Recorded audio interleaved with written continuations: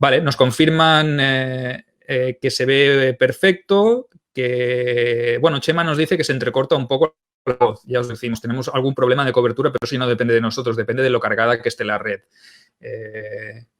Verónica Oviedo, ¿qué tal? Bienvenida, Verónica. Nos dice que perfecto. Julio Piñero nos dice que buenas tardes. David Pagés también nos dice que a los dos se nos ve bien y que buenas tardes y que salve, porque este es compañero también de la Legión, de la Legio Secunda Traiana Fortis, de Barquino Oriens. Bueno, pues si se os ve bien, un poco entrecortado, pero bien, nos dice José Manuel Córdoba. Vale, perfecto. Bueno, intentaremos salvar un poco las dificultades técnicas que tenemos con la red, porque estamos haciendo un directo y para retransmitir pues tenemos que utilizar un programa externo porque estamos Ángel y yo en su canal, ¿no? Entonces, que es verdad que dependemos de la saturación de la línea, ¿vale? Entonces, si os parece, Ángel, ¿estás por ahí? ¿Todo correcto? Bueno, supongo que sí. Yo espero que sí, que sea todo bien. Yo no, desde mi lado me veo la pantalla y me veo bien, ¿no? Quisiera también saludar, no sé si los has visto, a nuestros dos bots o superbots, que son nuestras esposas, nuestras señoras, que también están por ahí, que son los seguidores más fieles que tenemos. Por supuesto, siempre. Contamos con ellas, que es nuestro apoyo físico y mental para aguantar todas estas cosas, este confinamiento y esta iniciativa que estamos haciendo y que estamos llevando adelante, que es intentar compartir y divulgar un poquito la historia de una manera pues, más sencilla, que esté al alcance de todo el mundo y por eso escogemos estos temas, ¿no? Entonces, si te parece, en primer lugar, ya que estáis todos por aquí, me gustaría decir la acogida que tuvo el directo que hicimos la semana pasada, en el que hablamos sobre la recreación histórica y sobre la vinculación y podríamos decir, la afectación o la influencia que tiene sobre los escritores, que si os acordáis tratamos un poquito el tema. Bueno, hemos llegado casi a las 3.000 visualizaciones. Eso es un orgullo, es un honor, eso no me lo esperaba, ni Ángel tampoco, imagino. Entonces es una suerte y por eso nos da muchos más ánimos para seguir con esta iniciativa, seguir trabajando, seguir compartiendo con vosotros y haceros un poquito más llevadero este confinamiento, ¿no? Eso en primer lugar. En segundo, deciros que el tema de la recreación lo dejamos pausado, pero no lo acabamos, sino que esta semana entre medio hemos querido meter este especial dedicado a la Fundación de Roma. Bueno, pues porque estamos haciendo tiempo, estamos recopilando información e invitados porque la semana que viene, si todo sale bien, sábado,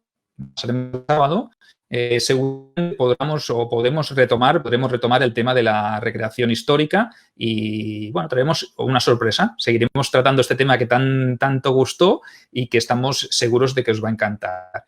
Y en tercer lugar, otra cosa que queríamos aquí nombrar era felicitar a la Biblioteca Perdida, a mis compañeros de la Biblioteca Perdida, a esos bibliotecarios, por su 10º aniversario, que es de aquí a poquito, o sea, el día 3, o sea, el domingo, se cumplen 10 años, el 10º aniversario de la Biblioteca Perdida. Y, bueno, aunque yo de momento soy bibliotecario menor, ya me han ascendido para que en junio, a partir de la temporada que viene, en septiembre, ya puedo ser bibliotecario mayor, pues unirme a esta gran familia, a este gran grupo de divulgación a través de podcast, que son unos cracks y que desde aquí pues les mando saludos si me están viendo, Vikendi, Pello y Miquel. Pues os felicito por esta andadura de 10 años y, bueno, sigamos adelante y a ver si pueden ser por lo menos 10 más o si pueden ser 20 o 30 más. ¿Algo que decir, Ángel? No, que todo programa, yo hace mucho tiempo que sigo la biblioteca y que un programa de podcast con todo el esfuerzo que tiene 10 años, programas prácticamente semanales, muchos temas, 2 horas de programa. La verdad es que es un gusto que un proyecto así tire adelante y además cada vez más temas, más colaboradores, más transversales. Es un gozo poder tener un programa así y que dure y que siga. Perfecto, Ángel. Pues aquí tenemos ya comentarios que dicen que Ángel se le oye un poco más bajo que a Sergio. No sé si te puedes acercar un poco el micrófono a ti, a tu boca, y podemos ganar un poquito de calidad de audio. No sé, Ángel, probamos. Vamos a intentar a ver, pero vamos. Ay, ay, ay, ay. Bueno, a ver si ahora se oye un poco mejor. Ahora te escucho yo un poco más alto, sí que es verdad. Nos dice Arrabal Romana, nos dice que tenemos un tema difícil, a ver cómo nos salimos de esta. Intentaremos, ¿no? Sí, haremos lo que podamos. Ya avisamos que es mito y que es, pero bueno, es la que conoce la gente de Roma y luego intentaremos hacer también un poco la realidad, si es que se sabe. Estamos hablando de una época muy atrás en el tiempo, en el que no solo de Roma, sino prácticamente de todas las culturas del Mediterráneo, en el siglo VIII, siglo VII, siglo IX, no se sabe qué pasó. Y estamos ahí tocando un poquitín terreno pantanoso, pero nos saldremos adelante. Yo tengo a Sergio que me cubre. Como siempre, compañero. Oye, pues vamos a ello ya. Ya tenemos 32 personas. Yo creo que hemos superado el récord de la semana pasada y si parece, pues entramos ya en materia un poquito. Y para entrar en materia, pues os diremos que nos tendremos que desplazar un poco al pasado, pero al pasado muy remoto. Y es que vamos a partir de la base del análisis legendario, mitológico, de la fundación de Roma y todo lo que de los primeros años de esta ciudad, en los cuales, pues obviamente, ya sabréis que el régimen de gobierno era la monarquía, pues nos iremos a tiempos de la guerra de Troya. O sea, imaginaros a lo lejos que nos vamos a ir. ¿Eh? Ya la ubicamos en torno al siglo XIII, ¿no? A mitad del siglo XIII antes de Cristo.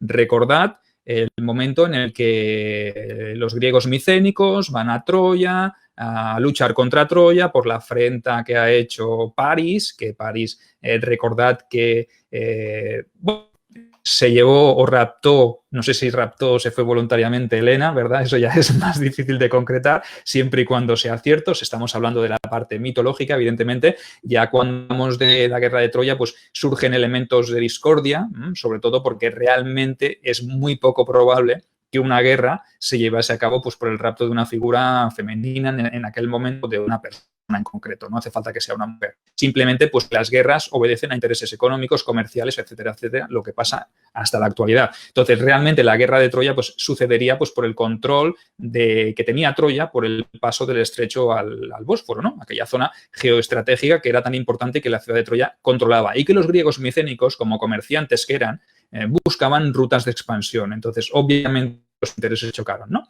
Esa es la parte real. La parte mítica es la del rapto de Helena, la que podéis leer en la Odisea, en la Ilíada, y que también la podéis ver, o parte de ella, en la Eneida, una obra peculiar, ¿no? Porque en la Eneida nos explica Virgilio, un poeta, amigo de Augusto, que el propio Augusto le encargó la redacción de esta obra y le dijo, oye, Virgilio, amiguete, ¿por qué no me montas tú aquí una obrita así similar a la Odisea, a la Ilíada, donde haya héroes, donde haya dioses, donde haya designios divinos y todo, y que todo acabe conduciendo a la fundación de la ciudad de Roma y a la gens Julio Claudia, a la que yo pertenezco, y que nos haga descendientes directos de algún personaje famoso que combatiera o que estuviera en la guerra de Troya. En este caso le tocó a Eneas. Eneas, recordad, un príncipe troyano que tuvo la suerte de poder escapar de Troya.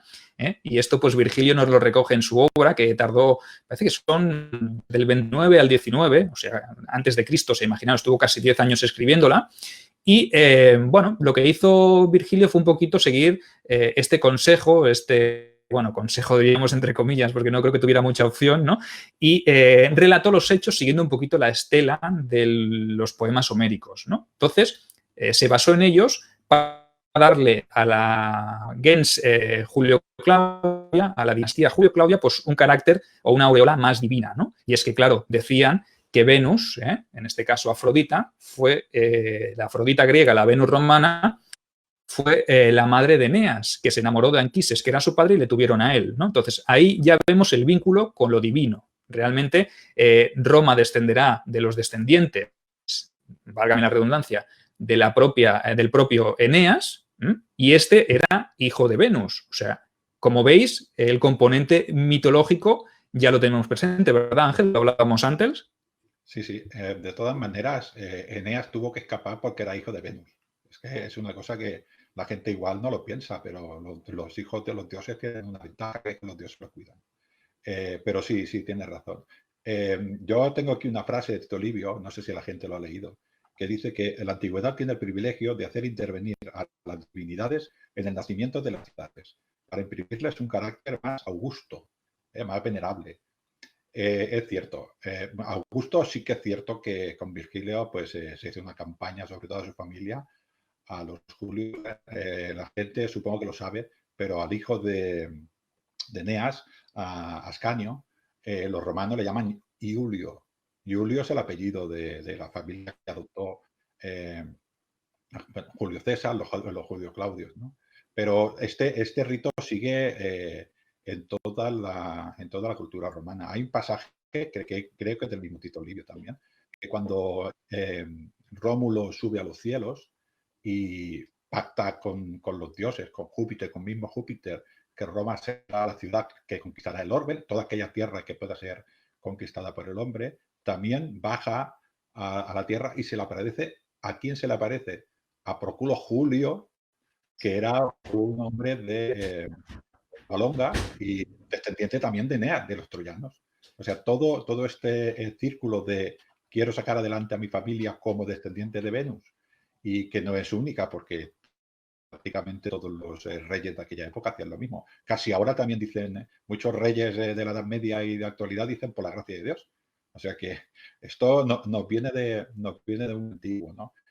Augusto sí, parece ser que es una campaña de este tipo. De todas maneras, tampoco sé yo muy bien si Virgilio es un invento, dijéramos, de Virgilio, o que adornó los propios mitos que tenía la ciudad de Roma, porque debería tenerlos, porque todas las ciudades los tenían, Atenas, Esparta, todas tenían Troya, todas venían de muy antiguo, Troya era una ciudad muy querida por Venus, por ejemplo, y que no la quería Juno, que no me acuerdo cómo se llamaba en griego, era la madre de los... Siempre tengo que traducir romano al griego, lo que te pasa a ti, Sergio, que pasas del griego al romano, ¿no? Pues era esto, es un mito, pero lo que no sé hasta qué punto recoge mitos anteriores adaptados, evidentemente, a la dinastía Julio-Claudia, pero es lo que todo el mundo conoce de la fundación de Roma. Yo estoy seguro que hay gente que cree que Rómulo fundó Roma y lo tiene muy claro, que igual el invento de la loba no, pero que Rómulo fundó Roma sí o sí. Bueno, pues, ¿qué te parece si hablamos un poquito sobre, ahora que nos has hecho esta introducción en la Eneida, que hemos hablado un poquito de esta vinculación entre el mundo divino y la gens Augusta, la gens Julio-Claudia, en la cual pertenece Augusto, pues, ¿qué te parece si hablamos un poquito sobre Troya? Hablo un poquito sobre el final de esa guerra de Troya, en la cual los aqueos, los micénicos, acaban conquistando la ciudad, la acaban conquistando mediante la treta del caballo, ¿no? El caballo cuya existencia también es un poco dudosa, 10 años de guerra, ¿no? Aquí ya hablé cuando os dije el tema de los poemas homéricos, pues ya os dije que había un componente bastante mitológico de leyenda, entonces discernir los hechos reales de los hechos inventados o atribuidos a las divinidades, pues oye, es un poco complicado. Entonces tenemos serias dificultades. Cuando cae Troya, sí que los que habéis visto la película esta de Brad Pitt, de Wolfgang Petersen, se ve hay una escena en la que Paris, en este caso que era Orlando Bloom, le da la espada de Troya, se la da, o la espada de Príamo, no sé cuál, le da la espada a un chaval y le dice, oye, ¿tú cómo te llamas? Dice, Eneas. Coño, si sois primos, si Eneas era un príncipe troyano, ¿cómo que no lo conoce, no? Bueno, salvando la distancia de la película y de Hollywood, realmente se ve esta escena en la cual Eneas y un grupo de refugiados consigue huir de la ciudad que está ya siendo arrasada y quemada por los griegos micénicos.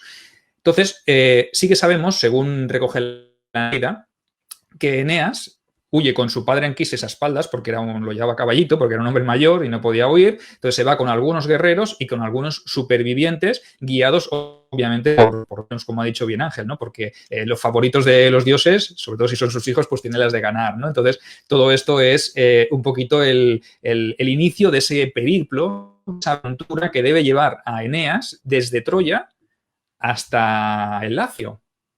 Explícanos un poquito, Ángel, esa parte, ¿no?, del viaje, esa parte más, podemos decir, de aventuras, que nos recuerda también un poquito quizá a la Odisea, ¿no?, a ese relato homérico. Entonces, tenemos la ventaja de que aquí Virgilio se había leído la Ilíada y la Odisea, o sea, que ya tenía una base sobre la que poder escribir su obra.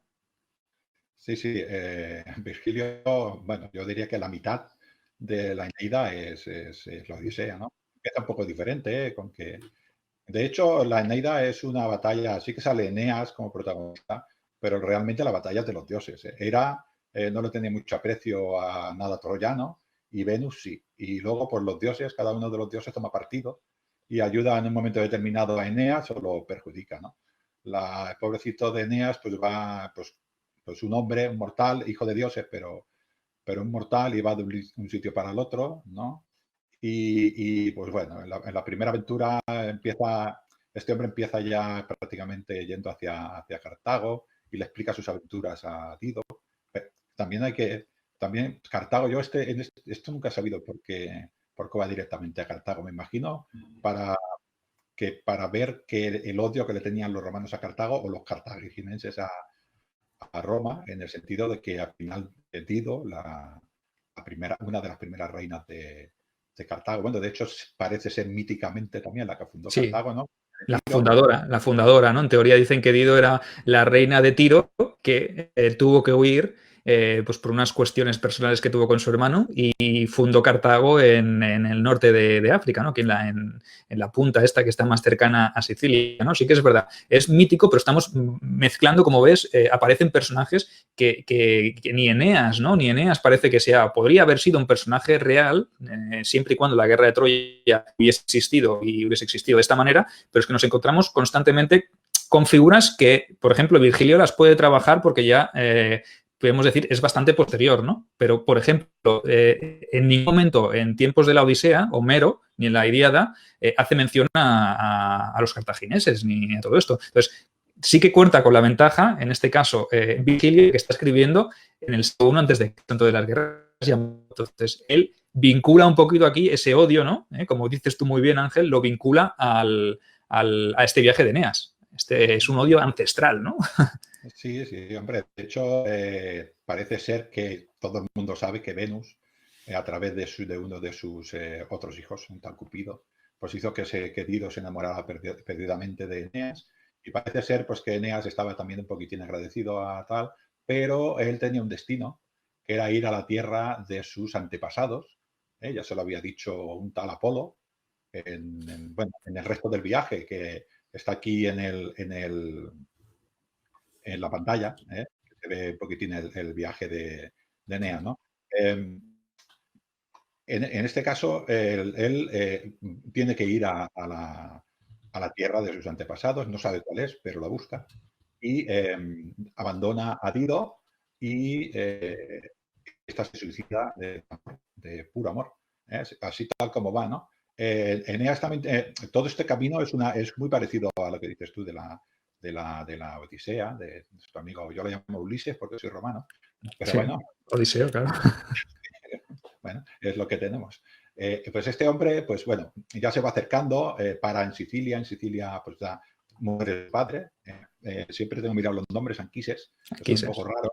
Sí, los nombres romanos son raros, pero los griegos ya sobrepasan. Pues bueno, a total, que tiene una rebelión incluso interna y parte de la gente dice, mira, yo no sé qué misión tienes tú, pero nosotros necesitamos una guerra nueva. Y parte de estos se quedan en Sicilia, no me acuerdo la ciudad, creo que se llama Segeda o Segeda, algo así. Forman una ciudad aquí, y los otros se van ya a la parte más apoteósica, para mí la más apoteósica de la Eneida no sé si es el libro 6 o 7 por mitad, que este hombre ya se va a Cumas y se va al inframundo, pasa a la laguna Estigia, se encuentra allí a Dido, se la encuentra, por ejemplo, en su ciudad, y ella ni le contesta porque está resentida. Se encuentra a su padre allí en un monte, el monte, no me acuerdo cómo se llama, el monte de los afortunados o los alegres, y el hombre pues le explica que ha hecho bien, que tiene que ir a la tierra de sus antepasados, le indica más o menos dónde está y le enseña su historia. Y allí ya sale lo que hablamos de Virgilio, ¿no? Salen los grandes hombres. Hay un pasaje que me gustó mucho cuando lo leí, que es cuando habla de Numa Pumpilo, el segundo rey de Roma, que dice que es un hombre mayor, ya canoso, que hará las leyes de Roma. Es espectacular. Y sale todo Camilo, César, salen todos los grandes hombres de Roma. Y hay una cosa muy curiosa que me gusta también en esa etapa, que un poquitín antes le dice a Apolo, le dice, tienes que ir a esa tierra y te pelearás también por una mujer. Y, y así pasa. Acuérdate que luego, bueno, hay unos problemas allá cuando vayamos ya un poquitín ya al Tíber, ¿no? O sea, que él viene hacia el Tíber, al final ya del viaje, que ya lo ha pasado fatal, eh, y aquí se encuentra con que tendrá que pelearse también por una mujer. Él huye, incluso al principio de la Eneida, no sé si es el libro 1 o el 2, él cuando sale de Troya, antes de salir de Troya, ve a Helena y la quiere matar, porque dice, oye, te has cargado mi Troya. Por una mujer no puede haber una guerra. Y sin embargo, el destino de Eneas es ir al Lacio y allí pelearse también con mujer. Todos estos círculos que supongo que Virgilio los toca para un poquitir, bueno, por una mujer al final es descendencia, ¿no? Y a mí esta parte del infierno no, no sería infierno, ¿no? Del inframundo me gusta mucho. Y todo esto está amenizado, yo os aconsejo que lo leí. Yo la tengo que volver a leer porque hace un tiempo que la leí, ¿no?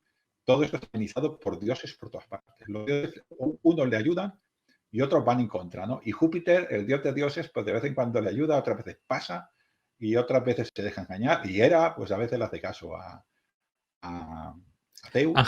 Ángel, también esto de que Eneas visite, por ejemplo, el inframundo, etcétera, etcétera, esto también le ocurre a Odiseo, ¿no? A tu Ulises le ocurre cuando regresa de la guerra de Troya en su viaje, en su periplo. También Homero nos explica cómo viaja al inframundo, allí se encuentra con Agamenón, que ha sido asesinado por su esposa y por su amante, Orestes. Él explica también que se encuentra con Aquiles, que Aquiles le dice, hombre, pues no sé si ha merecido la pena tanto morir joven por una situación así, aunque tenga mucha gloria, ¿no?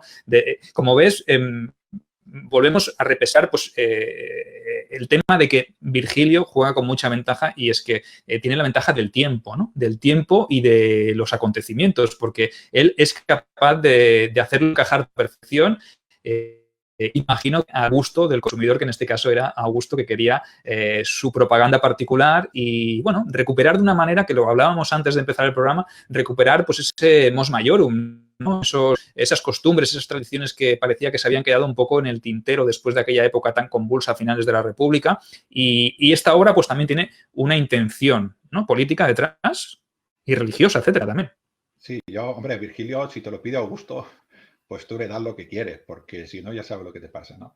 Sí, yo creo que la campaña que hay para Augusto, por Julio, está clara, ¿no? Pero sí, también persigue eso que dices tú de la costumbre de los Augusto intentó poner de nuevo la moral en Roma, ¿no? El mos maiorum, que has dicho, ¿no? Y que las mujeres, por ejemplo, creó unas leyes bastante potentes en el sentido de la familia para que los hombres para que las mujeres, perdón, tuvieran bastantes hijos. Una mujer que enviudaba se tenía que casar al año.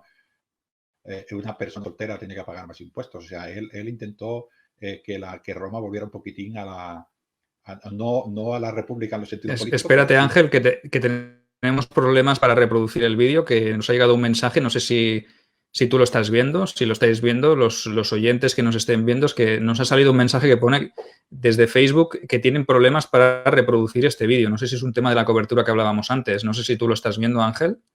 El vídeo que se reproduce en ¿Se YouTube. reproduce bien? Sí, en Facebook, sí. Vale. Vale, no Sí, sé sí. si los oyentes están recibiendo bien el vídeo. Yo sí que lo veo, ¿eh? Por detrás se está viendo cómo se reproduce el vídeo, ¿eh? Vale, perfecto. Vale, nada. Entonces ha sido un mensaje que me ha salido a mí. Vale, pues continuamos por donde estábamos. Perdona, ¿eh? No, lo que te decía, que Augusto intentó un poquitín lo que son las costumbres, todo lo que es el tema personal, los rezos personales, que fuera como la antigua república lo intentó. Una de las cosas que le faltaba a Roma era esto. Y yo creo que Eneas, en toda la aventura que pasa en la Eneida, lo que queda de este personaje no es un gran guerrero, no se distingue por matar al enemigo como Aquiles, ¿no? De una manera ejemplar y sin ningún problema. No, no. Él obedece siempre su destino, que desde que sale de Troya, ya la mujer que se llamaba Creusa, ya le dice, no, no, tú estás para cosas más grandes. Por el camino ya se lo dice Apolo de diferentes maneras, que era un dios que tenía visión del futuro, ¿no? También por todo camino, ya cuando se lo estaba diciendo, cuando hablaba con Dido, ya también le dicen que él tiene que ir no le dicen a Roma, sino a la tierra de sus antepasados.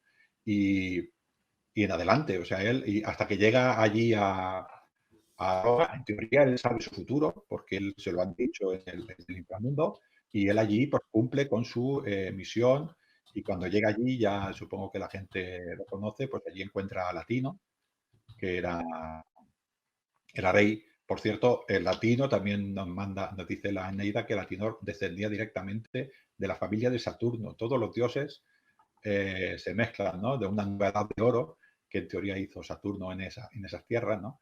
Y ahí pues ofreció lo que hemos dicho antes, habría batallas por otra mujer, ¿no? Y esta mujer era Lavinia, y como estaba prometida a otro hombre, pues aquel hombre dijo que no, que era para él, un tal, creo que se llamaba Turno, rey de los rúculos, y se liaron a guerra, ¿no? Y allí empezó bueno, ahí es la unión que tenemos, dijéramos, con Roma y Eneas, que se mezclaron allí en esta guerra. Al final ganó la guerra, la ganó Eneas y su pueblo, que como se casó con Lavinia, pues el pueblo suyo, que le dio el nombre de Latino, de ahí, según la tradición nos dice que viene el nombre de latinos, que todavía nosotros decimos que somos latinos, o sea, de dónde viene este nombre, ¿no? Aquí su hijo Ascanio y otro hijo que tuvo con Lavinia, un tal Silvio, fueron los que fundaron la dinastía según la tradición, vuelvo a repetir, de Alfonga, y 10 generaciones después, ya sabemos qué pasa, supongo que Sergio, tú esto lo tienes fresquito, y ahí viene ya el origen real de Roma. Pero como hablábamos de que eran dioses y héroes, toda esta unión, todo esto es para decir que Roma viene desde los dioses. Latino, Saturno, Eneas, hijo de Venus, Rómulo, que ahora hablaremos de él, hijo de Marte. Incluso leído hace mucho Dionisio de Halicarnaso, también nos dice que por ahí visitó, no sé si fue a través de, creo que es el décimo trabajo, tú me corregirás, Sergio, el ganado de Gerión, que también pasó allí Hércules a hacer unas cositas también, ¿no? Y se durmió allí mismo, al lado del Aventino, en el Foro Vario, ¿no? Y para que veáis todo, para el fundamento de esta ciudad es esto, y luego hay otro fundamento que hablaremos un poquitín más adelante, que es voluntad de los dioses, y es el de los auspicios. Esto estaba predicho. Roma iba a ser grande y todos estos personajes lo sabían. Bueno, pues ya que has introducido el tema de las dinastías y de la fundación de Alba Longa, recordad, Alba Longa, ciudad fundada por el hijo o por los hijos, en este caso, de Eneas, ¿no? Silvio y Ascanio, pues para seguir, para cruzarnos con Roma, ¿no? Para meter Roma en el meollo, pues deberemos avanzar unas cuantas generaciones y encontraremos pues un momento en el que hay un rey de nombre Numitor, que es descendiente de Eneas, descendiente de Ascanio, y han pasado varias generaciones, como ha dicho Ángel, ¿no? Y este Numitor pues tenía un hermano que se llamaba Amulio, y lo que hizo Amulio fue hacer un golpe de estado y hacerse con el poder, bueno, por dejar preso a su hermano Numitor, acabar con sus hijos, y a su única hija, Rea Silvia, que seguramente este nombre ya os suene más, lo que hizo fue hacerla sacerdotisa vestal, ¿vale? Hacerla vestal, pues con lo que eso llevaba, ¿no? Mantenerse virgen, no tener relaciones con hombres, no tener descendencia, etcétera, etcétera. Todo esto desde el punto de vista mitológico, os lo repetimos. Esto es lo que se recoge en la Eneida y esto es lo que recoge la tradición romana, bueno, a su gusto y a su parecer, ¿vale? ¿Qué pasaría entonces con Rea Silvia? Pues que de momento se quedó viva, que ya era una suerte en esos momentos, teniendo en cuenta lo que había sucedido a sus hermanos, y mientras estaba ejerciendo de vestal, recibió la visita de una divinidad. Aquí es donde vuelve a aparecer otra vez el tema de los dioses, ¿no? Como ha dicho bien Ángel antes. ¿Quién fue ese dios? Pues fue Marte, el dios de la guerra. Y obviamente, pues siempre que aparecen los dioses, pues ahí también se engendra, ¿no?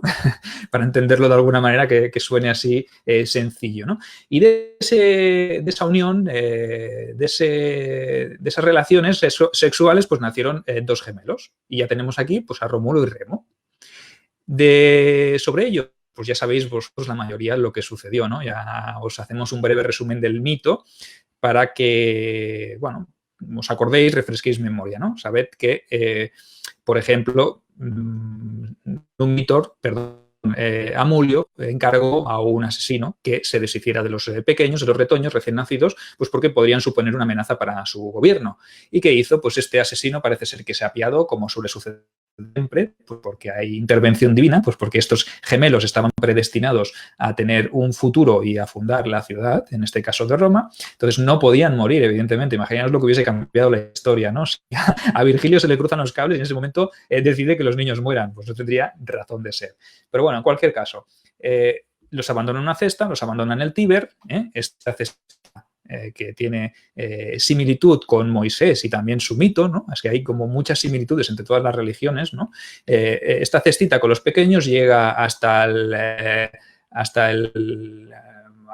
una orilla del Tíber, cerca del Capitolio y del Palatino, y allí los gemelos pues, son encontrados por una loba, Luperca, una loba que casualmente había sido quemada, bajaba la montaña y encontró a los bebés y los amamantó, ¿vale?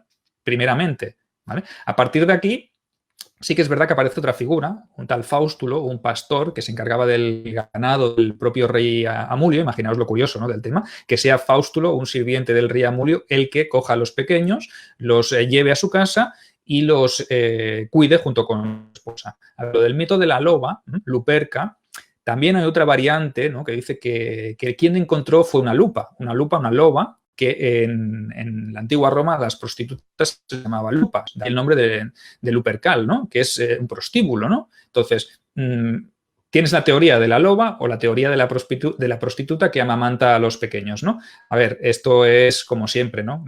Hay varias teorías, ninguna de ellas seguramente sea cierta, evidentemente, porque ya partimos de la base de que la figura de Rómulo y Remo son figuras mitológicas, luego un poquito más adelante hablaremos de ellos, más concreto sobre Rómulo que Remo, porque Remo no tuvo tanta fortuna, ¿no? La cuestión es que estos gemelos son criados por Faustulo y su esposa, con el paso de los años se hacen mayores, Faustulo explica la realidad, lo que son y quiénes son, y estos pues vuelven a Alba Longa pues a darle matarile a Amulio y a restituir en el trono a su abuelo, a Numitor, ¿vale?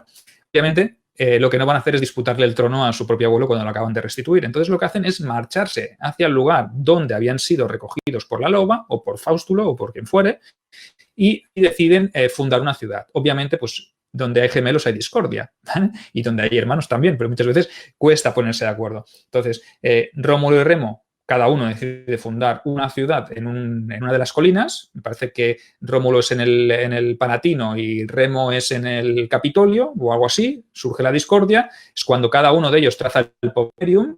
Rómulo traza el Pomerium, es el límite de su ciudad. Y Remo pues, le desafía y lo cruza, ¿no? En ese momento, pues Rómulo, cargado de ira, porque aquello era una afrenta y una ofensa, pues le pega a Matarile, ¿no? Pero bueno, previamente a esto, pues hay una parte mitológica, ¿no, Ángel? El tema de las aves y de los auspicios. Si te parece, relátalo. Sí, Volvemos a resucitar a Remo, ¿no? Sí, es como lo que Roma se basaba en varias cosas, ¿no? En la costumbre de los antiguos, en la religión, qué querían los dioses, pero es que además tenían que saber qué querían los dioses. Y con una de las cosas que hacía eran los auspicios. Roma no se podía haber fundado sin un auspicio, ¿no? Y este auspicio fue precisamente esto que hicieron Rómulo y Remo, ¿no? Rómulo decía que quería fundar Roma en el Palatino y Remo lo quería fundar en el Aventino. Remo vio 6 águilas, perdón, 6 buitres, que fueron los que vio, y sin embargo Rómulo vio 12. Un poco más tarde, pero vio 12. Y evidentemente dijo, yo he visto más, mis auspicios son más buenos que los tuyos, y empezó a hacer, como ha dicho Sergio, el Pomerium, o sea, la zona sacra de Roma, que en principio solo abarcaba el Palatino. Empezó a hacer las murallas, todo ese rito. Este rito, en verdad, este mito, perdón, hay mucha gente que lo explica. A mí el que más me gusta es el de Ovidio, porque es un poco diferente a lo que todo el mundo explica. Cuando mataron Remo, muere. Esto no vamos a negarlo. Pero en el caso de Ovidio, por ejemplo, no lo mata Rómulo. Lo mata su lugarteniente. Los reyes de Roma tenían una guardia personal, que eran los celeres. Y Celer se quedó allí haciendo la muralla y fue cuando Remo dijo, estas murallas se las salta cualquiera, y las saltó. Y como tenía la orden de matar a todo aquel que pasara por las murallas porque quería el de Roma, además informado, y después yo no podía ver más, lo mató según Ovidio Celer. Hay muchas versiones. Otras dicen que peleó con su hermano. Luego haremos por qué lo del hermano, ¿no? Y con toda la tristeza del mundo, cuando Rómulo se enteró, dijo que eso le iba a pasar a cualquier enemigo que traspasara las murallas de Roma, y hizo un entierro, segundo vídeo, hizo un entierro con toda la pena, llorando con el pelo suelto y diciendo que él no quería que muriera su hermano, pero que así pasó, ¿no? El tema de que el hermano matara al otro hermano y la lucha del hermano era el de la dualidad que había siempre, ¿no? Rómulo y Remo es una dualidad, pero por ejemplo, anteriormente Latino y Eneas era otra dualidad de reyes. Un poco más adelante, Tito Tacio y Rómulo es otra dualidad de reyes, ¿no? Yo creo que esto se debe, tú lo conocerás más, Castor y Pollux, que es la dualidad por excelencia, los hermanos que están allí, ¿no? Y yo creo que todo este mito va siempre al mismo sitio. O sea, hay que buscar que Roma, sin un auspicio, no tendría tampoco ningún sentido. Todo en la monarquía y en la república no se hacía nada si antes no estaba el auspicio correspondiente. Y Roma, ¿cómo se tenía que fundamentar? En los dioses y en un auspicio. Y esto es lo que nos dice esta tradición. ¿Fue así? Evidentemente no fue así, ya sabemos que no, pero es bonito. Yo, a mí, que el hermano, que Rómulo llore por la muerte de su hermano y todos reconozcan el llanto y ver ahí a cómo intenta él contener las lágrimas ante el pueblo, pues esto es más bonito que no decir que Roma fue una ciudad de pastores en mitad ¿no? del Palatino y salió adelante como pudo, luchando contra todo enemigo que le atacara, que pues, probablemente es la verdad, ¿no? Todas las ciudades, vuelvo a repetir, todas las ciudades de aquella época, las que algo de historia, vienen de los reyes y de la voluntad de los reyes. Pero yo creo que no solamente Roma, todas las culturas, todos los pueblos que hubiera en la antigüedad, todos buscaban atrás el Dios que los había creado. Hay mucha gente que todavía lo busca. Y Roma, pues, no era menos. Yo, el mito este de los romanos, me gusta más el de Ovidio. La mayoría de los autores dicen que fue el mismo Rómulo que mató al hermano, pero yo creo que esto se basa en Castor y Pollux, que tú conocerás mejor que yo la historia, pero seguro que es por ahí, porque siempre es lo mismo. Siempre hay esta dualidad en esa época, siempre era así. Bueno, nos hacen aquí algunas preguntas. Vemos que Jordi nos dice Remo en el Aventino. Sí, ha hecho la corrección. Yo he dicho, perdón, el Capitolio, pero Ángel lo ha corregido posteriormente y ha dicho el Aventino. Correcto. Rómulo en el Palatino, esa era su idea, y Remo en el Aventino. Pues ahí surgió la disputa. Nos hace una pregunta Chema Fernández, si te parece, Ángel, la comentamos. Dice que creo que Virgilio de la Negra pretende crear en Augusto un nuevo Eneas. Es decir, si Eneas fue el origen de Roma, Augusto será el fundador de la nueva Roma, donde sean ejemplos, por ejemplo, la Pietas, lo que hemos hablado antes. Correcto. ¿No? Va un poquito por aquí, ¿no? En el tema de que decíamos antes, ¿no? Que Augusto lo que pretende es recuperar un poco las tradiciones, las costumbres que se han ido perdiendo con el devenir de esa república tardía, que era un poco un ejemplo de corrupción, de malas artes, de, bueno, a todos los niveles. O sea, se están perdiendo todas las tradiciones, todas las virtudes, ¿no?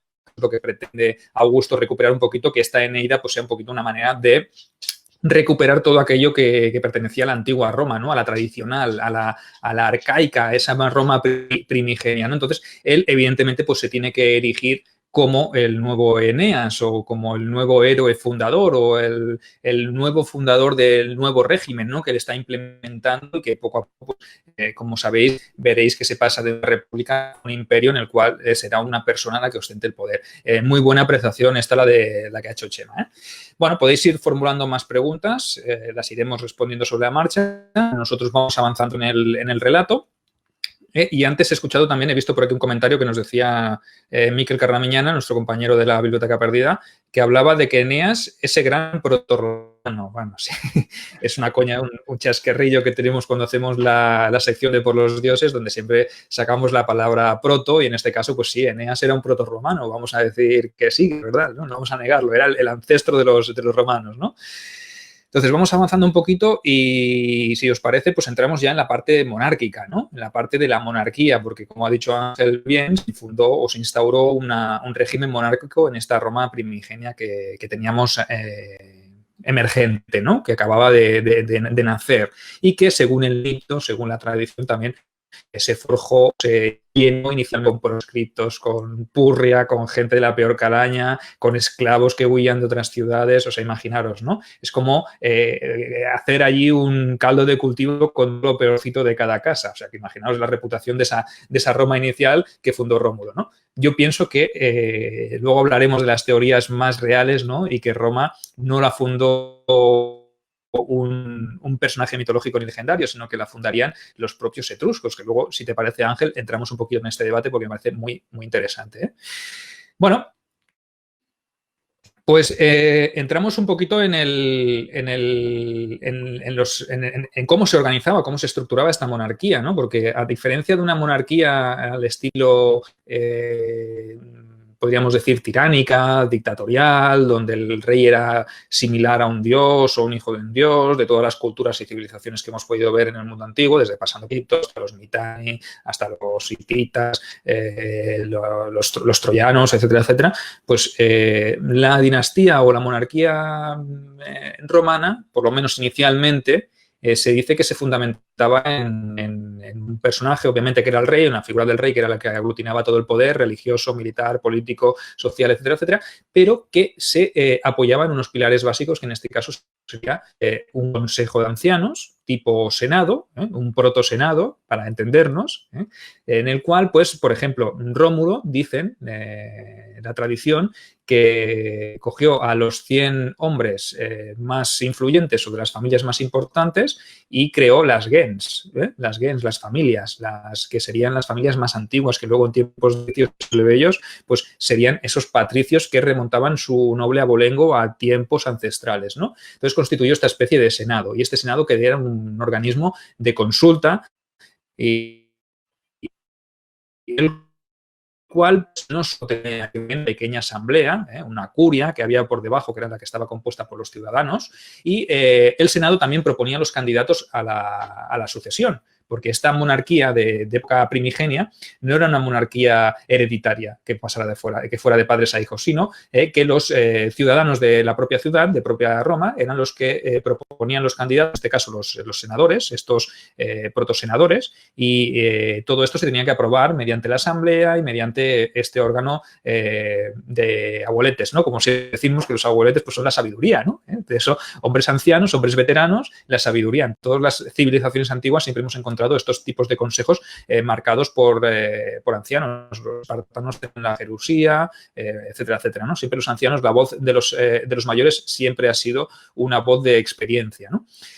También se votaba esta elección y obviamente pues pasaba de un candidato y el Senado tenía la función de vigilar por o de velar por este interregno, por este periodo de interregno, aunque del paso, ya os avanzo, del paso de Rómulo al siguiente monarca, sí que hubo un periodo en el cual se intentó instaurar un gobierno oligárquico, o eso dicen la tradición y las fuentes, que no funcionó y se volvió de nuevo al régimen monárquico. De todas maneras, en el periodo de Tito, de Tito, es que iba a hablar de Tito Tacio ahora, en el periodo de Rómulo, tened en cuenta que ocurrió pues, un episodio también legendario, mítico, que es un poco más fruto de la imaginación de Virgilio, en este caso, que de todos los que escribieron después y hablaron sobre la historia fundacional de Roma, y es el mítico rapto de las Sabinas, ¿vale? Es que recordad que cuando Roma se instauró, cuando Rómulo instauró su ciudad, pues habría en las otras colinas también había otros pueblos. En este caso, uno de ellos eran los latinos, otros los sabinos. En este caso, los sabinos fueron invitados por Rómulo, según dice el mito, a un banquete. Y al finalizar el banquete, lo que hicieron fue expulsar a los hombres y quedarse con sus mujeres. Ese es el rapto de las sabinas. Las sabinas son las mujeres de los sabinos, ¿vale? Obviamente, también defiende la tradición, para quitarle un poco de hierro al asunto, que se quedaron con las mujeres que no estaban casadas. Hombre, vaya detalle, ¿no, Ángel? Sí, es un buen detalle. Sí, esto dicen de rapto a las Sabinas. Es muy curioso también, este rapto, ¿no? Porque creo que también es del mismo vídeo que dice que estas mujeres estaban encantadas de haber sido raptadas por los romanos. Es más, cuando se presentó la última batalla, pues ellas se pusieron en medio, ¿no? Y estaban encantadas porque parirían hombres libres. No te vayas a pensar que había mejor en el mundo que parir a un romano, ¿no? Pues Claro. sí, sí, es cierto, ¿no? Es un mito muy, muy interesante. Aquí es una cosa también muy curiosa, que lo que has dicho, como había muchos pueblos alrededor de Roma, pues ¿cómo se iban a llamar? ¿Romanos? Entre ellos, pues no, hay parte, parece ser, también todo esto es mito, parece que parte esta manera, esta palabra de Quirino. Los romanos, cuando eran ciudadanos romanos de Roma, ellos se llamaban entre sí Quirinos para decir que los quirinos y los romanos que venían, dijéramos, del Palatino y todos los demás pueblos, las demás colinas que estaban habitadas, el Quirinal, Vinal, las conocidas, todos estos formaron un pueblo que se llamaba Roma. Y como cada uno probablemente tendría su propio nombre, para identificarse como un solo pueblo, ellos se llamaban entre sí Quirites, igual que a Roma no la llamaban Roma, que la llamaban la Urbs. El tema este de la monarquía, ya lo has dicho, la monarquía tenía que ser una monarquía de realeza. La realeza es una monarquía que está por el pueblo, que el rey mira el bien del pueblo y escucha a los ancianos, a los sabios, a los senadores, a los seniors, y comparte también con el concilio, con el pueblo. El problema de este tipo de gobierno es el de siempre, que el rey intenta tener más poder del que quiere, el Senado, ya lo has dicho tú, también lo intenta, el interregno se intentó quedar con el poder, ¿no? Y el pueblo también quiere más poder del que quiere, ¿no? La plebe, los conflictos plebeyos, patricios de gobierno son eternos. O sea, cada uno de estos poderes siempre quiere coger más poder del que le toca, ¿no? Y los romanos que pensaban la monarquía, es influencia griega.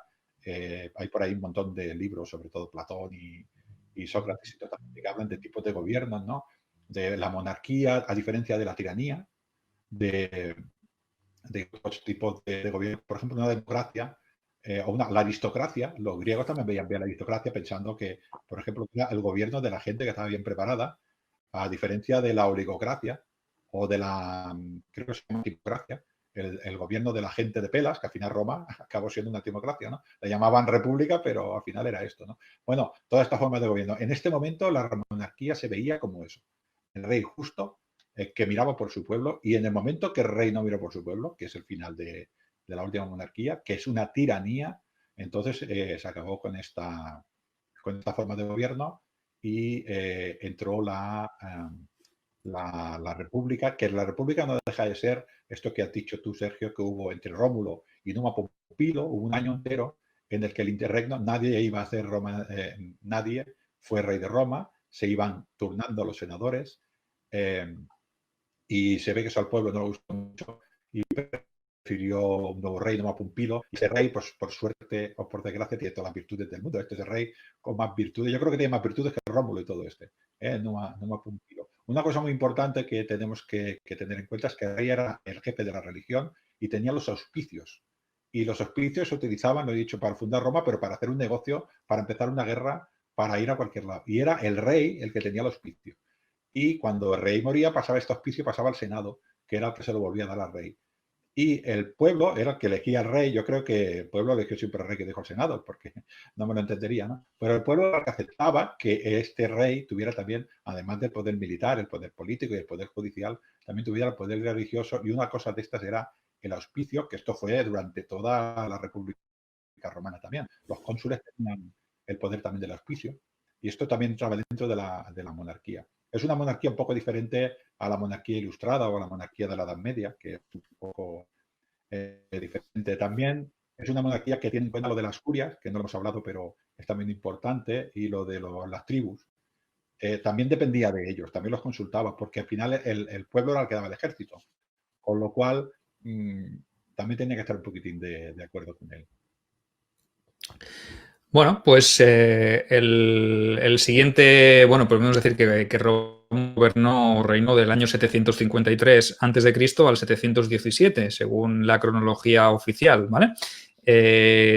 Sobre él se dice que fue un rey justo, que eligió a los 100 patres, para los que serían los 100 senadores, esos primeros senadores, y que fue un rey pues, que fue belicoso, hizo sus guerras, etcétera, etcétera. Vale. A partir de aquí, pues aparece ese periodo de interregno que os hemos comentado, y en el 717 aparece la figura del segundo rey que ya ha comentado Ángel, que fue Numa Pompilio, que gobernaría hasta el año 674 a.C.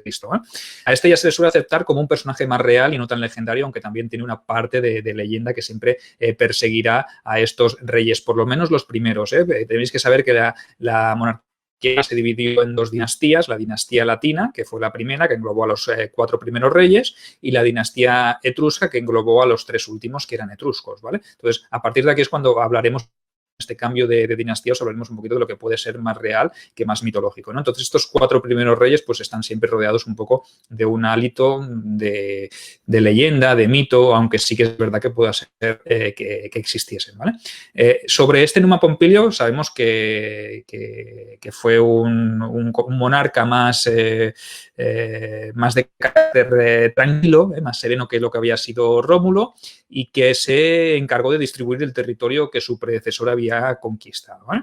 Según dicen las fuentes, su reinado fue pacífico y justo con sus súbditos, o sea que no hay ninguna historia rara más que añadir que se le suele atribuir a él una reforma en el calendario. Se le suele atribuir que se pasa de un calendario de un año de 10 meses a uno de 12, dedicando enero al mes, al dios Jano, y creando también el mes de febrero para que todo concuerde. El tercero en cuestión, el sucesor de este Numa Pompilio, que era Sabino, que era de la tribu de los Sabinos, porque después del rapto de las Sabinas por parte de los romanos, los romanos y los sabinos llevaron a una especie de correinado, ¿no? En este caso, Tito, Tacio y Rómulo compartieron el reino durante un tiempo hasta que el Sabino fue asesinado, pero compartieron pues, por un poco por cordialidad, ¿no? Con eso del tema de los quirites, ¿no? De esa nueva unión de ciudadanos que crearían la Roma que todos conocemos. Entonces, el tercero los entre el año 673 y 642 a.C., y este fue también Sabino. Y según afirma la tradición, le iba más la marcha y fue un rey más guerrero, ¿no? Que se encargó de hacer más conquistas, de llevar a cabo más guerras, incluso la conquista y el sometimiento de la ciudad de Albalonga. Recordad, la ciudad de Albalonga, la que fundó Ascanio y Silvio, los hijos de Eneas. O sea, el origen de Roma, la metrópolis de Roma, podríamos llamarla de alguna manera, pasó a ser absorbida por la propia Roma. O sea, que imaginaros, ¿no? La suerte que corrió esta fundación mitológica. Si Eneas lo hubiese sabido, quizás hubiese quedado en Troya, ¿no? Bueno, coña esa parte. A Tulio Hostirio se le suele atribuir también la fundación de la Curia, el lugar en el que se convertiría posteriormente en la sede del Senado, ¿no?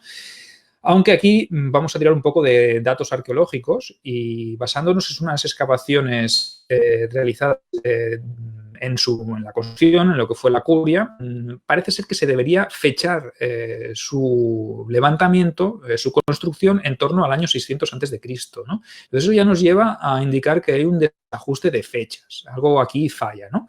De hecho, hay investigadores más modernos que han intentado reordenar este periodo monárquico de Roma y aseguran que tan solo duró unos 120 años y suelen situarlo o su inicio en torno al año 625 a.C.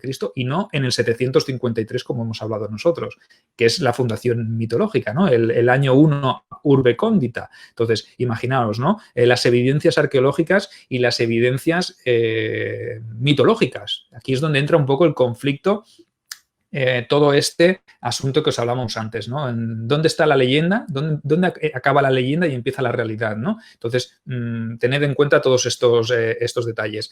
Y el último rey de la dinastía latina sería Antio Marcio, que gobernaría de 641 a 617 a.C.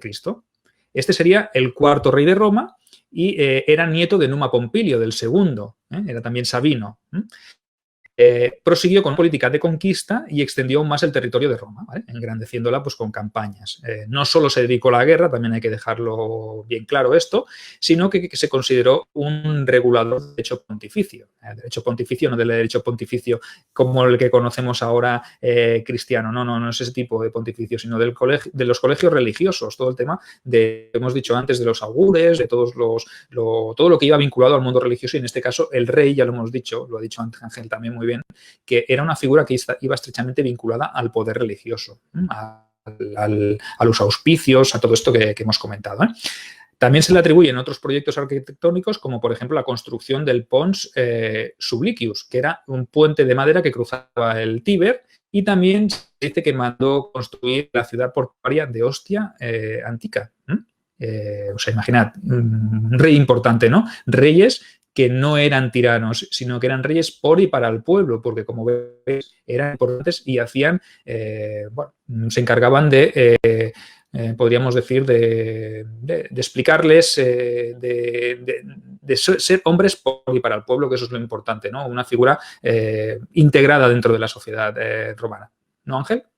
Si te parece, pasamos a la dinastía etrusca. Quería puntualizar una cosa porque has dicho que no juega a los del mito, es que tenemos un rey que se llama Pompilio, que es religioso, se encarga de todo el tema de la religión. Luego tenemos a Tulio Hostilio, que es un rey que se encarga de la guerra, de hacer Roma más grande, de cargarse a Alba Longa, el tema este de los Horacios y los Curacios, que es una batalla muy interesante, ¿no? En esta época. Y luego tenemos a Anco Marcio, que es el que es más bien constructor, construye Roma, ¿no? Veamos que es una casa, si ya sabe que es mito o que es un poco, porque es que cada uno hace una cosa, ¿no? Y esto es muy raro, ¿no? Esto no puede ser así, ¿no? Y es una manera para darle importancia. El puente este que has dicho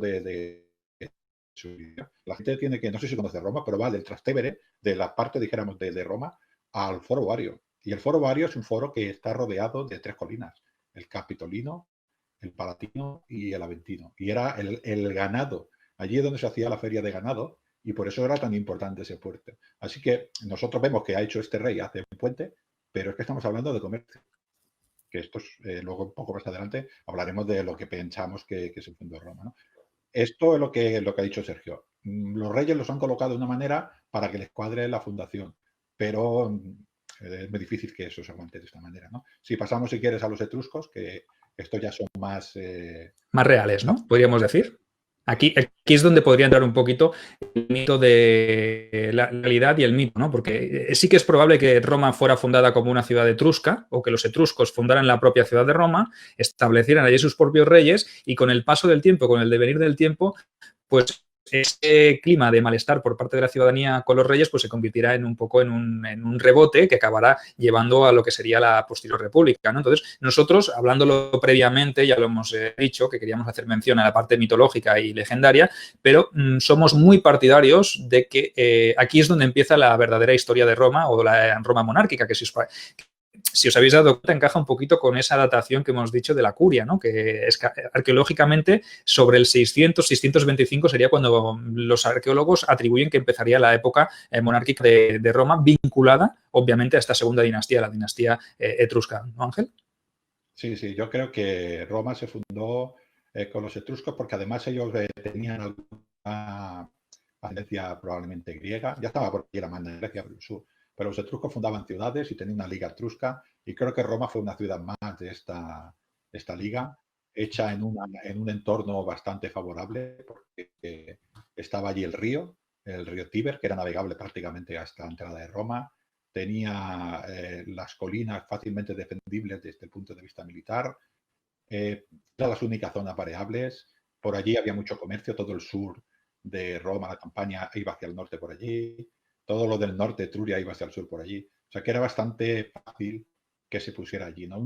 Fundar una ciudad en un río a un día de marcha del mar, del puerto, es bastante correcto. Y todas las dataciones, como dices, arqueológicas, vienen más o menos por esas fechas, un poquitín antes, bueno, un poquitín después, más cercanas, pero por esta fecha de antes no se ha encontrado prácticamente nada. Así que yo creo que sí, que Roma tendría sus habitantes allí, evidentemente, probablemente la élite y parte de la población que vino de Etruria, pues montó la ciudad y con los que había allí, pues creció Roma con aportación etrusca y aportación latina y sabina.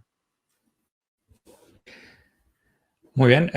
Nos preguntan aquí, nos dice Jordi, por ejemplo, que también se parece al mito judío de Moisés abandonado en la cesta del Nilo, si lo hemos comentado antes. Se refiere al mito de Rómulo y Remo y del abandono y de cómo aparecen allí en la orilla del Tíber y se salvan y luego regresan, bueno, etcétera, etcétera. Todo lo que hemos dicho, las vinculaciones que había entre los dioses o la parte más mitológica y más divina con lo más terrenal, ¿no? El hecho de que se repita toda la historia.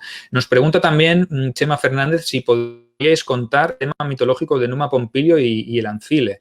Bueno, el Ancile es un escudo, ¿no? Que en teoría dice que llovió el dios Marte, arrojó del cielo para que Numa Pompilio se lo conservara como un elemento divino, ¿no? Lo que hemos dicho antes de los auspicios, ¿no? Muy vinculados a las figuras de los reyes, y que luego hizo tallar un escudo de bronce y que luego hizo tallar 11 más para que fueran 12 y que se convertirían en un emblema para la ciudad de Roma. Y bueno, según esto parece ser que lo hizo en base a un auspicio también, porque según parece ser, Numa, por consejo de una ninfa, de la ninfa Egeria, se encargó de tallar esos otros 11 pues para hacerlos idénticos al primero, ¿no? Por si alguien intentaba robarlos, pues que no pudiera dar con el auténtico, ¿no? A ver, esto es todo tradición y mitos que van bueno, vinculados a la figura divina, ¿no sabía, Ángel? Sí, sí, es un pacto, en principio, lo que he dicho antes, ¿no? Como Roma era la ciudad elegida por los dioses, pues es un pacto más que hacen los dioses con Roma.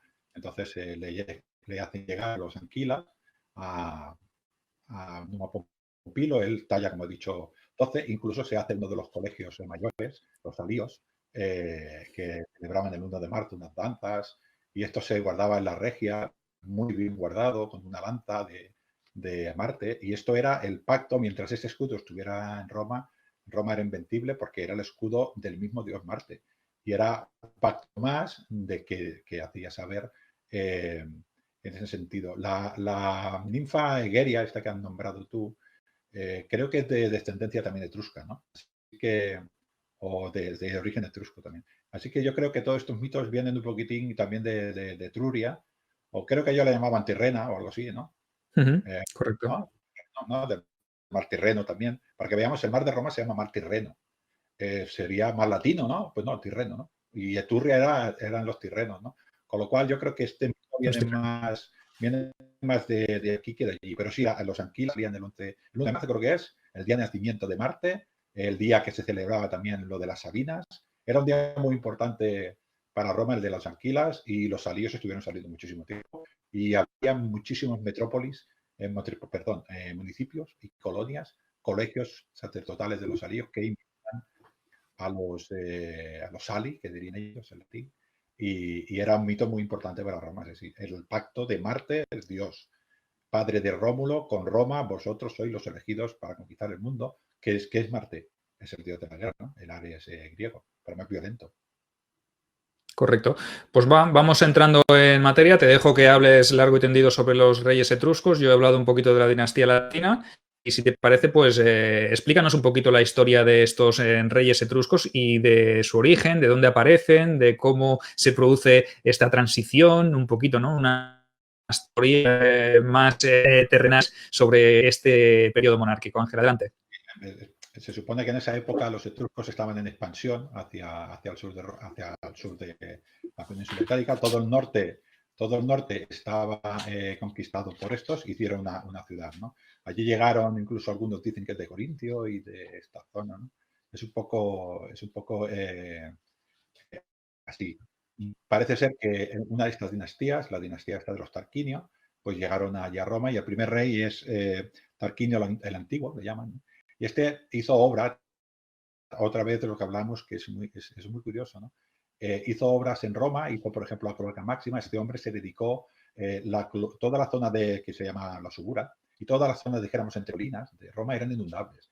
Y este hombre se dedicó a hacer obra para secar toda esta zona y que toda esta zona fuera también habitable, porque si no se inundaba constantemente y el agua estancada, sabéis que hace enfermedad, pues este hombre intentó hacer en este tema esto también. Fundó una cosa también muy importante entre la colina del Palatino y la colina del Aventino, que supongo que todo el mundo que conoce Roma, allí hizo el Circo Máximo, que duró toda Roma, el Circo Máximo. Lo hizo enorme.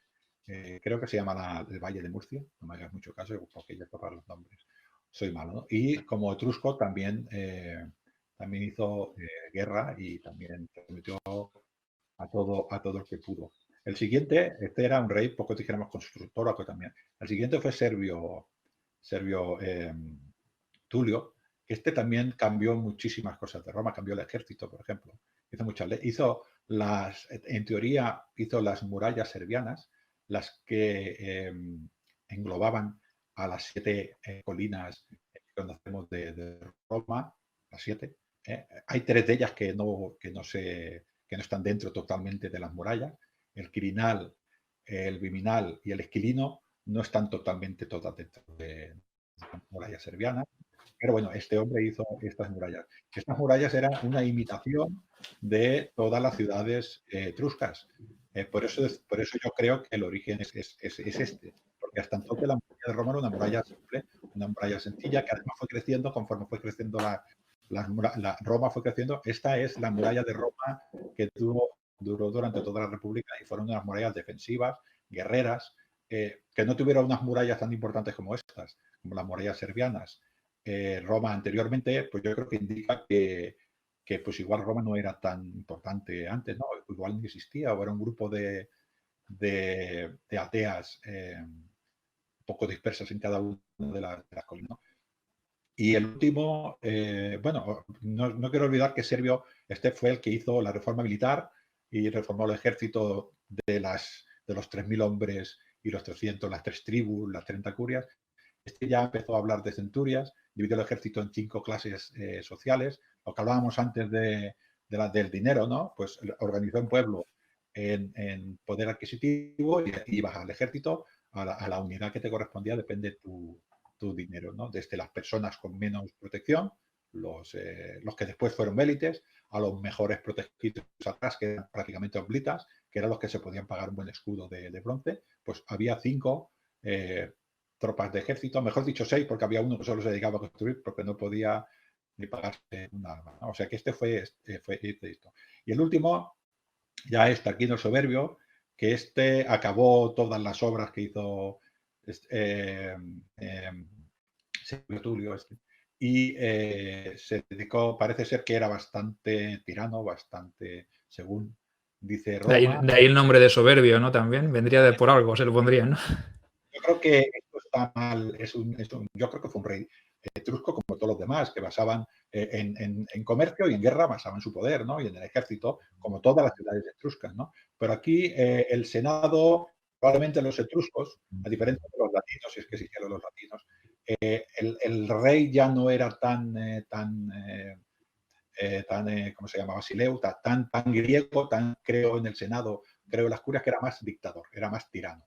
Y esto al Senado se ve que no le gustó mucho y esta es la mala prensa que tuvo. Entonces el Senado, las clases pudientes de Roma, quisieron coger el control y por eso tiene tan mala prensa el soberbio, ¿no? Y por eso tiene tan mala prensa y a partir de entonces se hizo no una república democrática, sino una democracia. O sea, el gobierno de la élite, el gobierno de la gente de dinero.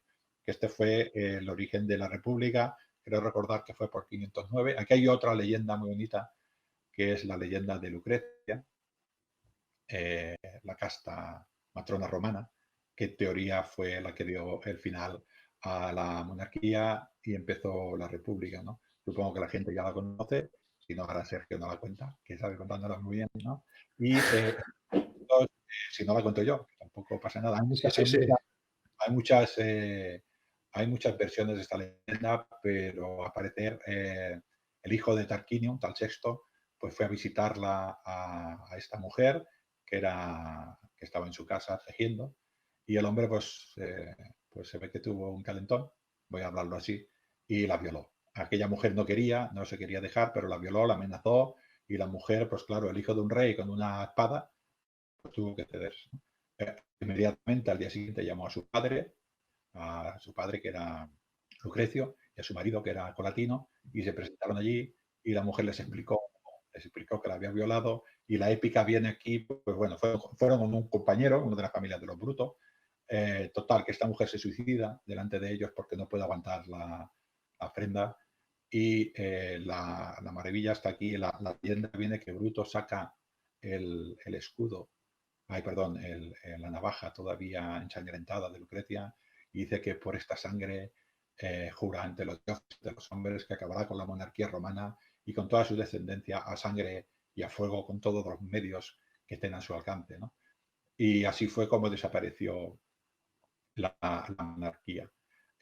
Como ha dicho Sergio, yo creo que estos reyes etruscos son bastante verosímiles, arqueológicamente hablando. Los anteriores es difícil que existieran. Pudiera ser que fuera recoger algo de alguno, porque al ver diferentes pueblos, pues que tuvieran algún rey, algún personaje que tuviera alguna característica, ¿no? Pero es muy complicado encontrar el fundador hijo de Marte, otro rey que es religioso, otro rey que da la casualidad que es constructor, ¿no? Otro que es belicoso.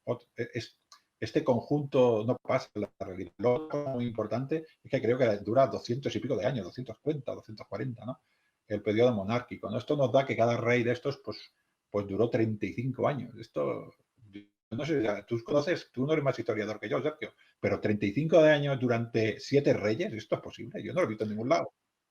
Posible no, mucha casualidad, ¿no? Que siempre haya un periodo de reinado tan largo y tan longevo donde pasen tantas cosas, ¿no? Entonces es complicado. Yo comparto contigo la teoría, incluso comparto la teoría de que la monarquía etrusca, aunque no cayera por el mito de Lucrecia ni por la violación de Lucrecia y el posterior asalto, sino que caería porque ya estaba condenada, ¿no? Por los propios patricios romanos que fueron los que se alzaron contra el régimen monárquico que consideraban tiránico porque era procedente de Etruria, ¿no? De otra parte, ¿no? Y ellos estaban en guerra o no estaban dispuestos a ser sometidos al control etrusco. Entonces, el paso o la deposición de los reyes etruscos, caso de Tarquinio Soberbio, y las posteriores guerras que vendrían, porque aunque se instaurase una república, entre comillas, porque siempre has dicho, ¿no, Ángel? Que la república que se instauró era la república de los ricos, ¿no? La república de las monarquías, de esas grandes familias de tradición de noble abolengo, ¿no? Y has nombrado a Bruto, ¿no? Que es una de las líneas dinásticas del Bruto que acabaría matando a Julio César, ¿no? Que también pertenecía a una de las familias más importantes, ¿no? Este era un predecesor suyo. Entonces, yo ahí pienso que sí que es verdad que la monarquía etrusca estaba condenada a desaparecer y sí que es verdad que marcaría ese periodo de la dinastía etrusca como la parte más real, ¿no? La parte más, podríamos decir, más verosímil de toda esta parte mitológica. Y esos 4 reyes iniciales, pues yo los incluiría dentro de eso, como tú bien has dicho, ¿no? 200 y pico años de reinado de reyes, no, sino me quedaría con esa teoría más arqueológica que hemos explicado antes y con esa teoría que tú has comentado muy bien de que Roma era una ciudad etrusca y que llegado un momento determinado, parece ser que sí, los propios ciudadanos de Roma se quieren sacudir el yugo de la monarquía y es a partir de ahí que los reyes para ellos serán como algo prohibido, ¿no? Sí. También es cierto que tú conoces más la historia, porque yo Grecia no la conozco tanto, pero creo que fue más o menos por esa época también que empezó todo el tema de la democracia también en Atenas, ¿no? Es un poco que también venía de reinados y quiero decir que hay muchas similitudes y muchas cosas que las ciudades poligriegas que también iban un poquitín así.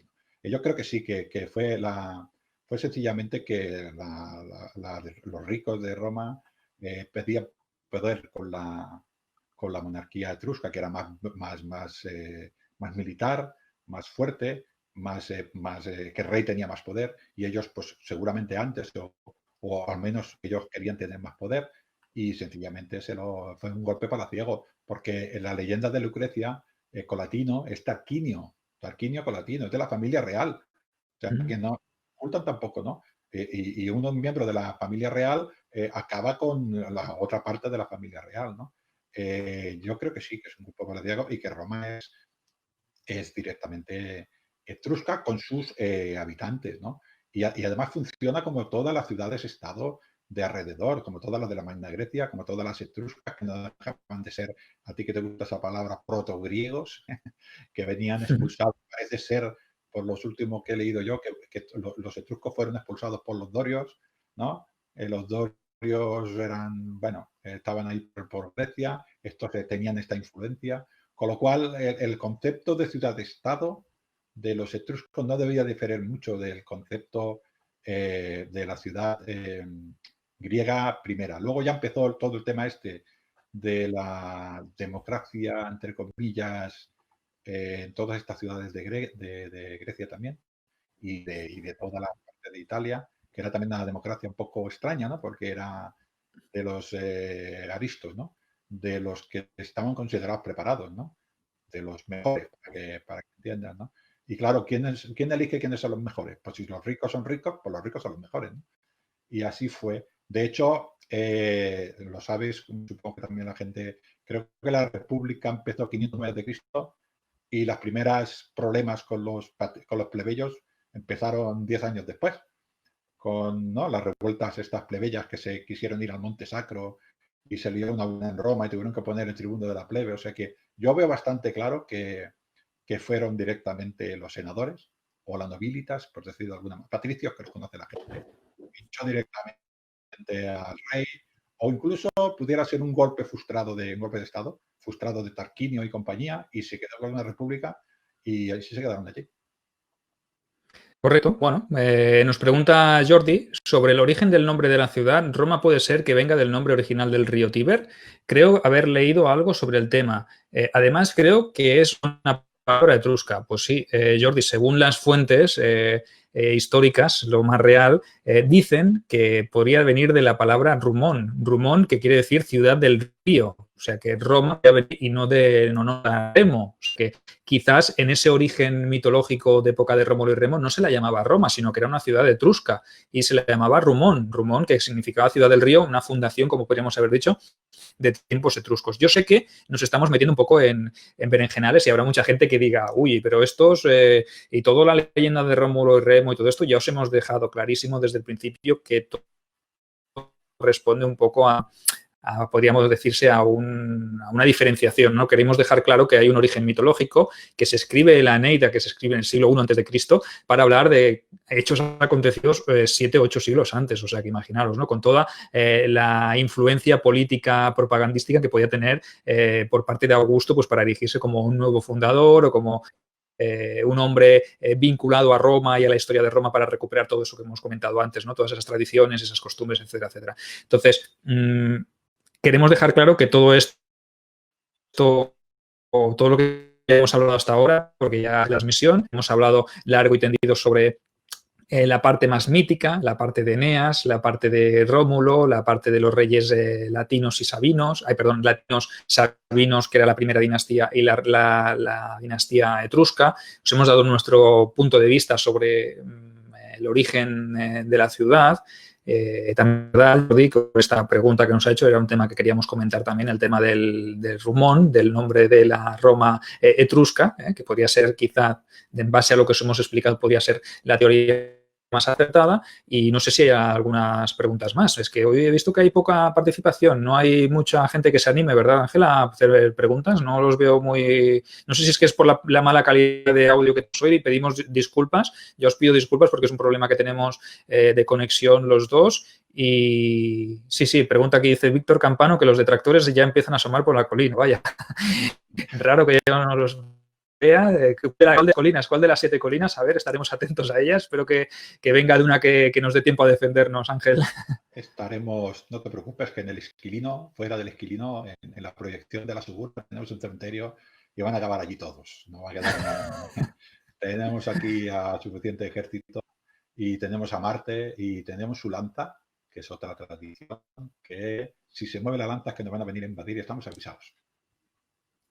Bueno, no sé, yo creo que ya hemos hablado bastante, espero que os haya gustado este programa de hoy, este directo que hemos dicho que era Roma, dioses, héroes y reyes. Hemos intentado hacer un compendio de todo para que os guste, vaya, para que podáis disfrutar, para que podáis entender también las teorías, no solo la parte divina, sino también la parte más humana y más terrenal. Entonces, damos unos cuántos minutos una pregunta, alguna cuestión. Os recordamos también que este directo, para los que no lo habéis podido seguir en directo, lo podréis seguir en mi misma página porque se colgará automáticamente cuando finalicemos y que también lo colgaré en YouTube para que lo podáis seguir en mi canal. Ya os pedimos de nuevo disculpas de antemano por el tema, bueno, de antemano no, porque ya estamos a punto de acabar, pero sí que os pedimos disculpas por si ha habido algún problema de conexión, ya que la cobertura hoy, los wifis van un poco mal, hay mucho en redes y obviamente como trabajamos con un programa externo, ya os lo hemos dicho, tenemos algunas dificultades y eso hace que el audio se haya podido escuchar entrecortado o que el vídeo en algún momento tampoco se vea con una calidad excelente. Vamos, tenemos otra pregunta por aquí de Fernán. Hombre, yo me extrañaba que Fernán no apareciera, no, se la ha guardado para el final, para rematarnos aquí cuando nos tiene ya medio heridos y medio... Ángel, pues mira, nos dice, yo como el tema entiendo más bien poco, os prefiero escuchar. Habéis tenido suerte por hoy. Ah, vale, es una amenaza. Está bien. Está bien amenazándonos, sí, sí. Yo bueno, quisiera... Esperemos que haya aprendido algo, ¿no, Fernán, también, de todo lo que hemos explicado, ya que no sabía bastante ni lo dominaba, esperemos que le haya servido para saber un poquito más sobre esta Roma primigenia. Esto de que poner mito a las civilizaciones y a los imperios es común en todas las... También es verdad que es bonito. Porque mi creencia es que Roma, las colinas se fueron habitando porque se habitaban las colinas, porque además Roma debiera ser era una zona de comercio, porque pues, ya lo he dicho antes, el río era navegable hasta antes de la isla Tebulina y era vadeable en algunas épocas del año, por eso se hizo luego el puente para poder tener ahí este paso, y que sencillamente una expansión de los etruscos se hicieron como hacían sus amigos los griegos, que fue un grupo de etruscos, salió de una ciudad de estas, y se fue y fundó Romulus, que ha dicho, Roma, la ciudad del río, y este fue el origen exacto de Roma. Con los etruscos seguramente influenciaron a toda la gente que había allí, la metieron dentro de su ciudad y allí estaban por la élite serían los etruscos, como ha pasado en todos los pueblos, y los demás eran los latinos, los sabinos que vivían en aquella zona, y así se hizo Roma. La gente, gente que estaba ya mezclada con etruscos y con sabinos y con latinos y cualquier otro pueblo de las 7 colinas, ahí se hizo la ciudad ya con los etruscos y a partir de ahí nació Roma, una Roma etrusca. Y tuvo la tendencia que tuvieron muchísimas griegas, que muchísimas de ellas eran algún tipo de, para llamarlo, república. Al fin y al cabo, es una copia, Sergio seguramente sabe más que yo de Cartago, pero es una copia de Cartago. Creo que allí se llaman suretes y no cónsul, ¿no? Y todos estos equilibrios de poder que había en todas estas ciudades griegas entre el ágora, la gente que habla, los poderes del pueblo por un año, por ejemplo, ¿no? Yo creo que en Atenas pues se elegían a los gobernantes por un año, luego tenía que venir otro. En Roma se hacían por un año, pero eran 2. Y fue la copia, yo creo, de toda la cultura de alrededor. ¿Por qué se hizo Roma grande? Pues, según mi opinión, porque los enemigos los tenía al lado y tenía que sobrevivir. Si no hubiera sobrevivido cualquier otra ciudad. Y se tuvo que hacer violenta, se tuvo que hacer guerrera porque estaba continuamente en guerra. Cada primavera era una guerra. Pero no ella, no Roma, todos los vecinos, todos querían cargarse a Roma y Roma quería cargarse a todo el mundo. Este es el origen que creo yo más modesto de Roma, pero claro, decir que venimos de unos aldeanos que probablemente huían de otras ciudades, lo que has dicho tú antes, pastores y gente de mal vivir que se fue a vivir a esas colinas y que después llegaron los etruscos y fundaron ya, como era su costumbre, una colonia que después se separó de su metrópoli y tuvo una entidad propia, pues es muy triste. No, yo quiero ser hijo de Marte. No, claro, evidentemente sí que tienes toda la razón, Ángel, y también remitiéndonos a la historia posterior, ¿no? Y es que las propias ciudades etruscas, incluso Lars Porsena, el rey de una ciudad etrusca muy cercana a Roma, también intentó, a Tarquinio Prisco, porque sabemos que Tarquinio el Soberbio luego no se conformó con que lo expulsaran de Roma, sino que intentó buscar aliados dentro de los etruscos, de sus compañeros, de sus camaradas, de sus congéneres, pues para recuperar la ciudad de Roma. O sea, que imaginaros, ¿no? Es que Roma era una ciudad etrusca en rebeldía, ¿no? Es que esto nos da todas las pistas y toda la información, evidentemente. Los romanos no van a decir que eran etruscos, no van a decir que son latinos, que son originarios de Eneas, que son originarios de un pueblo guerrero, que han tenido que sobrevivir. Sí, pero la realidad, los hechos nos indican otra cosa. Entonces, Por eso hemos querido explicaros un poquito que quizá no es oro todo lo que reluce y que quizás pues, es bueno para ellos autoproclamarse como descendientes de los dioses, descendientes de un héroe de Troya. Su remoto, su abolengo ya es muy remoto y muy ancestral. Entonces, pues como veis, como podéis comprobar, la teoría más factible es esta. ¿Nos hemos mojado? Sí, nos hemos mojado, pero para eso está la historia, ¿no? Para hacer todo este tipo de teorías. Pero yo pienso que es la teoría que más se ajusta y realmente mucho que los romanos no quisieran ser latinos de origen, hay que tener en cuenta que ellos fueron etruscos seguramente, se rebelaron, esa aristocracia se rebeló, pues como se rebeló Grecia contra los tiranos, ¿no? En la propia Atenas, ¿no? Contra Pisístrato, etcétera, etcétera. Fueron las grandes familias oligárquicas, ¿no? Esa aristocracia, esos aristos, ¿no? Que quisieron proclamarse o hacerse con el poder, el tema de la dualidad entre las magistraturas, ¿no? Los arcontes de Atenas también eran un cargo de un año, etcétera, etcétera. Se constituyeron las asambleas, la bulé, el aerópago, todos estos tipos o los sufetes en Cartago, ¿no? Donde había también un senado. Como podéis ver, todos son similitudes. Entonces, tú copias o te quedas con lo que más te gusta de cada uno. Y Roma en esto, pues podemos decir que fue una gran copiadora, ¿no, Ángel? Sí, vamos, es que está en la zona de influencia. La Magna Grecia la tenía ahí al lado. Y seguramente estas ciudades del sur, Tarento y compañía, imitaban a sus metrópolis, ¿no? A Esparta, a Atenas, a Corintio. También tenían al lado Sicilia, que también estaba muy, muy gobernada. También Sicilia tenía parte de Cartago. Las islas que tenían al lado que pertenecían a Cartago, pues también eran así. Los macedonios estaban al lado, los griegos estaban al lado. O sea que estas estructuras de ciudad se fueron haciendo así, imitaron a su manera. Yo creo que sí que es cierto que los etruscos fundaron Roma, pero yo creo que los etruscos o la población latina era importante y parte de esta forma y parte de los latinos quedaron, ¿no? Porque hay palabras interrex y todas estas cosas que vienen de origen latino, ¿no?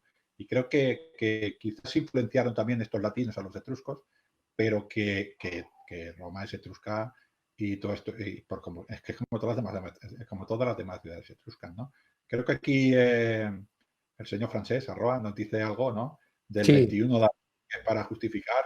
No. Nosotros celebramos abril porque el 21 de abril, Pales, que es una diosa, un dios, porque no sabemos lo que es, indigente de Roma, que era de los pastores, se hacía esa fiesta y eso fue cuando Rómulo fundó la ciudad, hizo las murallas del Paquín. Este día está clarísimo. En la mitología está clarísimo, ¿no? En la realidad, pues es cierto. Buscamos un día porque habría que celebrar un día, ¿no? ¿Cuándo se fundó? Pues no se fundó. Yo creo que Roma no... ¿Cómo se fundan las ciudades? ¿No? Aquí sabemos la historia de muchas ciudades de aquí, de este país, y estaban formadas, anteriormente había otra ciudad, y anteriormente había otra ciudad, y anteriormente había otra ciudad, ¿no? ¿Qué había antes de los latinos? Creo que ligures, aborígenes, itálicos, ¿cómo se llama la cultura esta más antigua? Vilaplana, o sea que... Los vilanovianos, la vilanovense. No había nadie en estas colinas que estaban allí antes.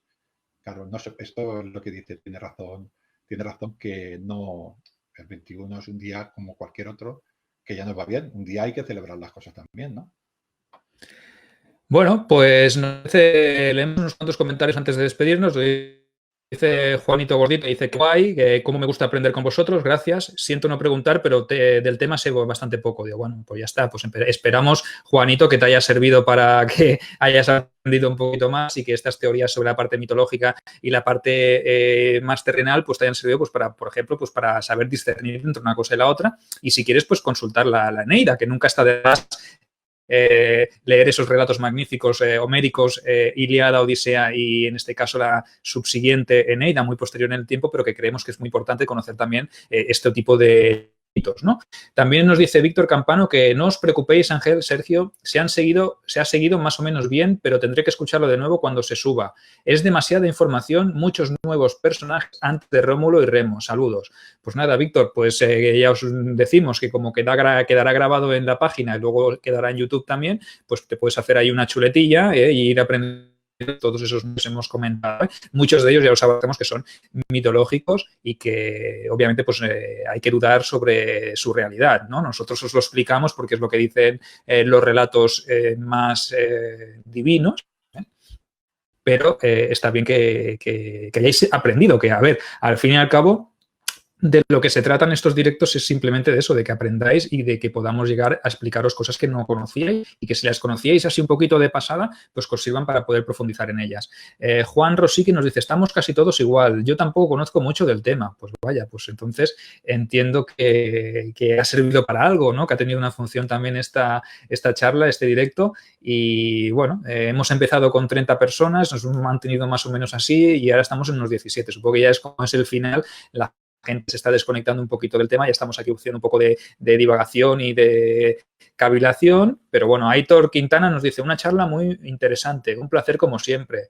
Fran Hispano, gracias por saber, gracias a vosotros por estar ahí, por permitirnos entrar en vuestra red, en vuestra casa, ni que sea desde la distancia y sobre todo lo importante es agradeceros la presencia, la paciencia y las ganas de aprender. A ver, divulgar, nosotros lo hacemos encantadísimos, tanto Ángel como yo, nos encanta compartir lo que sabemos y lo que podemos, porque a ver, seamos humildes, no sabemos de todo, entonces obviamente nos instruimos, nos documentamos, etcétera, etcétera, para poder llegar a tener toda esta información.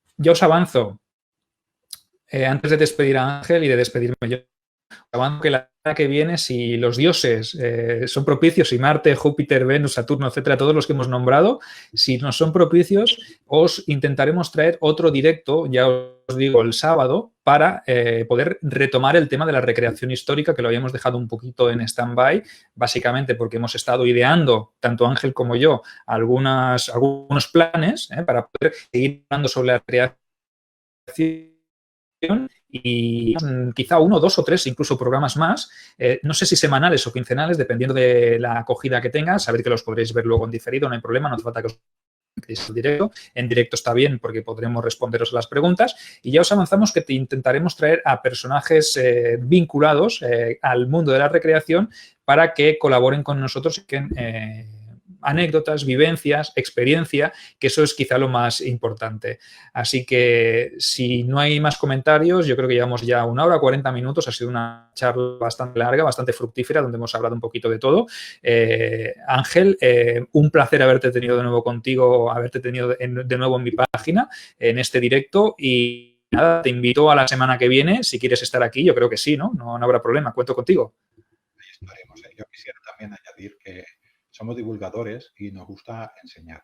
Pero si además conseguimos que nosotros decimos le interesa a la gente y la gente busca más información, entonces ya llega al placer. Es un deleite la palabra, ¿eh? Para que somos escritores, pues buscamos la palabra.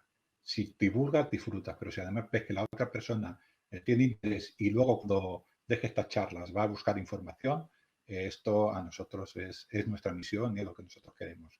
Y aquí estaré, claro, evidentemente, esperando preguntas de algunos compañeros nuestros que seguramente serán duras.